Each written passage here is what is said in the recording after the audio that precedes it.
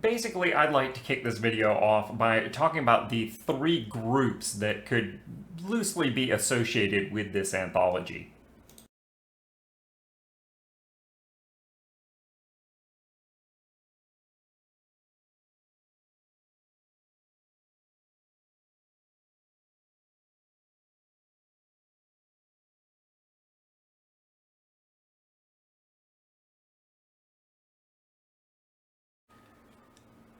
But hey, before we get into all that, I wanted to take just a moment to thank my community for helping the Stronghold reach a bit of a long-term goal here.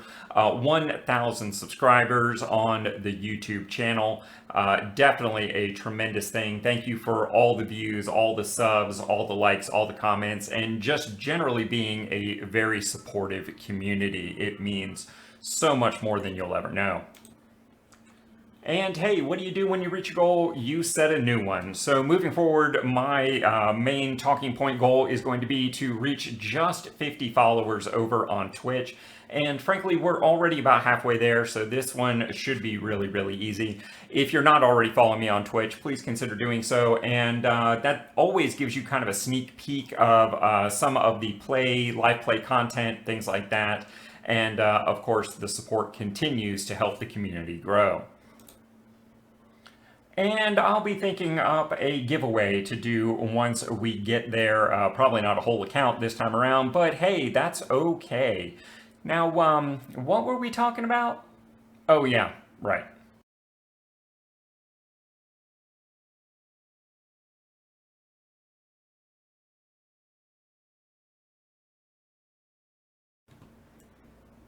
First off, there are some of you out there that don't like alchemy or anything to do with it, and of course, historic fits into that subcategory.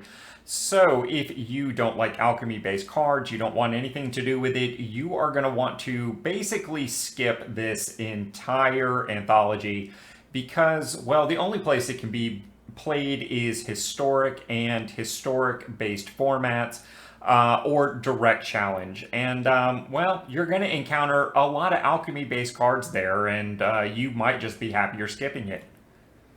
At the other end of the spectrum, we have what I'm going to lovingly refer to as the whales. Folks that have a broader disposable budget here in association with Arena. Maybe you like to have four of everything. Maybe you like to be able to brew every single deck that you ever possibly see with relation to MTG Arena. That doesn't make you at all freaky, by the way. Or maybe you just like sinking billionaire yachts. I don't know, but whales will be whales. And for those of you out there that fit into this category, really the best thing you can do is just outright buy the entire anthology.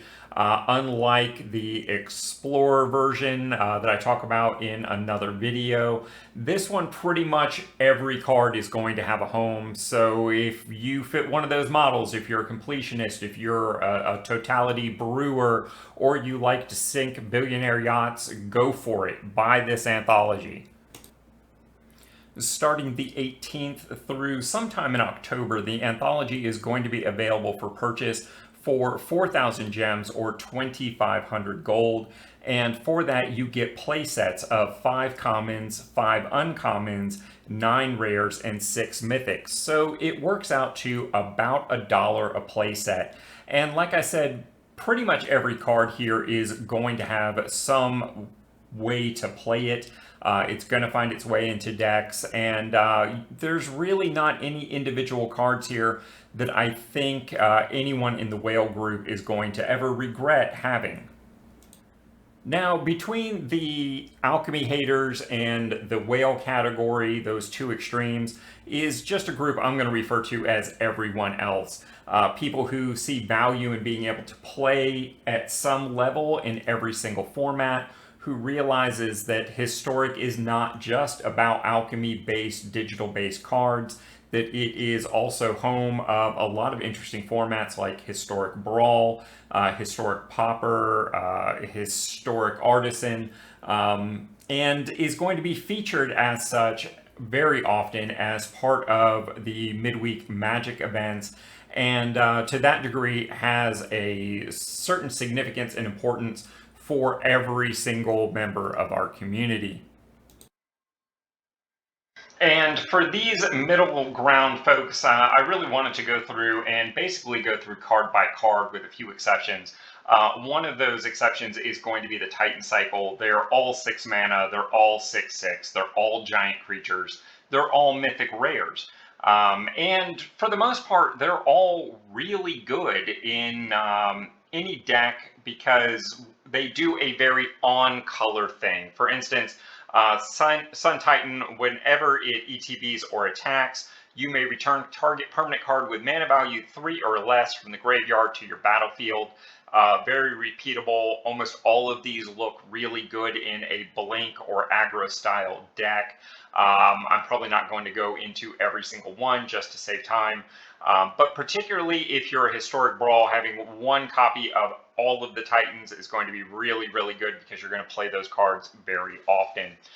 Next up, we've got Giver of Runes. She's not quite Mom, not maybe Mother material, but at 1 mana for a 1/2 core cleric, you tap her, another target creature you control gains protection from colorless or from the color of your choice until end of turn.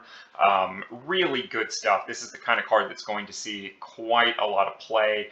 I don't know exactly which decks it's going to fit into, but really I think the question here is what decks does it not fit into? Next up, we've got Frost Titan.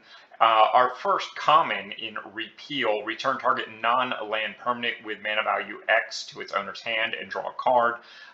Really a very strong staple. And for those that have been playing for quite a while, like myself, Mendelian Click, 1 mana, 2 blue, flash flying 3/1. When it ETBs, look at target player's hand. You may choose a non-land card from it. If you do, that player reveals the chosen card, puts it on the bottom of their library, and then draws a different card. Really good card, saw a lot of play. I believe this is a mythic symbol here, to be honest, but I'm not 100% certain. Grave Titan, also really good, making zombies awesome. Echoing Decay, 1 and a black instant, another common. Target creature and all other creatures with the same name as that creature get -2/-2 until end of turn. This was basically the bane of token-based decks and certain blink-based token archetypes. Really good stuff. It's going to see a lot of play.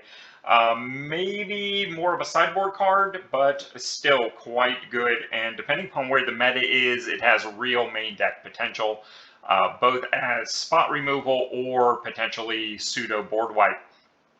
Up next, we've got a common sorcery, Unearth, 1 black mana, return target creature card with mana value 3 or less from the graveyard to the battlefield. If that wasn't good enough, it also has Cycling 2.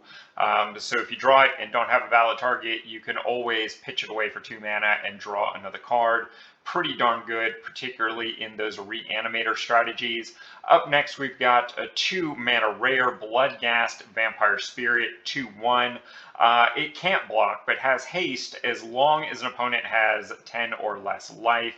And it has a landfall trigger. Whenever a land enters the battlefield under your control, you may return Bloodghast from graveyard to the battlefield, which, you don't really have to worry about a creature that swings in very aggressively when it has an onboard recursion that's as simple as play a land. Really good stuff.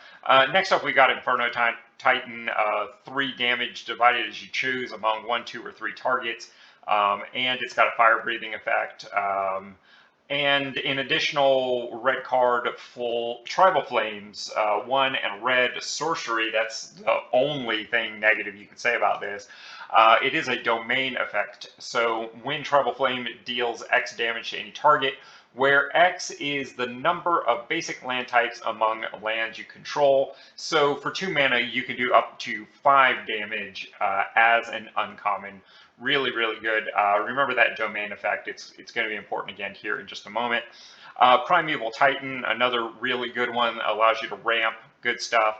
Wild Nactyl, another pseudo-domain card. 1 green mana, 1/1, Cat Warrior. It gets +1/+1 if you control a mountain. It also gets +1/+1 if you control plains. So really on turn 2, this could be swinging for 3. I loved this card back in the day when we played Grove Zoo in, I think it was mostly Legacy that I was playing that deck in. It's been that long, I don't 100% removal. I am very excited to see Zoo come to Arena in a little more sincerity. This card is so powerful it actually got banned in Modern. Kind of weird that it's more powerful in older formats, but that's what fetch lands tend to do. So there you go. This might actually be what gets me to play more Historic in the future. Another great utility card from back in the day, 3 mana, 2 green, ooze, 2/2 creature with Death Touch. When Acidic Slime ETBs, destroy target artifact, enchantment, or land. That's just a 1/8/7 effect that you really like to see. I don't know how powerful it's really going to be in Explorer. I don't think it's seeing a lot of play outside of Modern at the moment. But then again, Explorer, Modern, 2 very different things, so we'll have to see what this does. If nothing else, it's a very interesting card for those that like to play the Ooze tribal theme decks. Interesting stuff. Tooth and Nail, 5, 2 green, choose 1. Search your library for up to 2 creature cards, reveal them, put them into your hand, and shuffle. The other option is put up to 2 creature cards from your hand onto the battlefield. Don't you hate that it makes you choose one or the other? So how about you just entwine it and then you get to do both? Of course, that is going to cost you 9 mana, but hey, it's green and ramp is a thing that we do there. For multicolored, the Blood Braid Elf, 2 and a red-green, 3/2 Elf Berserker with haste and Cascade. For those that don't know, Cascade is an ability that when it triggers, for instance, this card has a 4 mana casting cost, so you begin to reveal cards from your library until you hit something that has a mana cost of less than the card cascading. So in this case, it would have to be a converted mana cost of 3 or less, and that card gets cast for free. It is still counterable, etc., but you get to cast that card for free. This card was extremely broken back in the day. I'm not sure how much it's going to impact Historic, but it is definitely going to inspire some very good decks. And we'll have to see where this goes here. Artifacts are, well, maybe the disappointing part of this. Mortipod, Worn Power Stone, and Wayfarer's Bauble, none of which do a whole lot. We are seeing more Power Stones on Arena. Obviously, they're trying to push some sort of archetype there, but honestly, I'm not sure what it is. If you know, by all means, please share it with the community. Bauble, of course, is part of the Baubles deck, potentially. It lets you search up a basic land card, put it onto battlefield, tap, then shuffle. Utility, good stuff.